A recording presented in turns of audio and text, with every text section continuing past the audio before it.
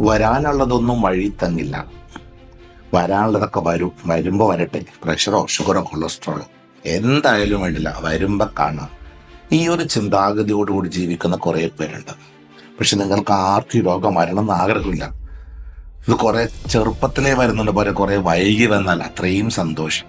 പക്ഷെ ഇത് വരാതിരിക്കാനോ അഥവാ വരികയാണെങ്കിൽ കുറെ ലേറ്റ് സ്റ്റേജിൽ കുറെ വയസ്സായിട്ടൊക്കെ വന്നാൽ മതി ഇത് കുറെ തടയണമെന്ന് ആഗ്രഹം ഉണ്ടെങ്കിൽ വളരെ സിമ്പിളായിട്ട് ചിന്തിക്കുക.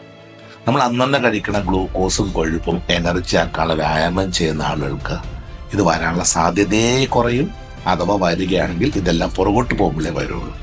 നമ്മൾ കഴിക്കുന്ന ഭക്ഷണത്തിൽ അരി, കിഴങ്ങ്, ഗോതമ്പ് തുടങ്ങിയ ഗ്ലൂക്കോസ് ആയി മാറുന്ന ഭക്ഷണങ്ങൾ കുറക്കുകയും വളരെ പ്ലാൻഡായിട്ട് ശരീരത്തിലെ എല്ലാ മസിൽസും ഉപയോഗിച്ച് എല്ലാ മസിലുകൊണ്ടും ഗ്ലൂക്കോസ് എനർജിയാക്കി കളയുന്ന തരത്തിൽ പ്ലാൻ ചെയ്ത് വ്യായാമവും ചെയ്യുകയാണെങ്കിൽ അന്നന്ന് കഴിക്കുന്ന ഗ്ലൂക്കോസും കൊഴുപ്പും എനർജിയാക്കി കളയാനുള്ള ഒരു മരുന്നും ഭൂമിയിൽ ഇല്ല എന്നിരിക്കെ അത് ഡയറ്റ് കൺട്രോളിലൂടെയും ഒപ്പം അതിനനുസരിച്ചുള്ള വ്യായാമത്തിലൂടെയും എനർജിയാക്കി കളയുന്നതല്ലേ ശരിയായ ചികിത്സ, ശരിയായ പ്രതിരോധം.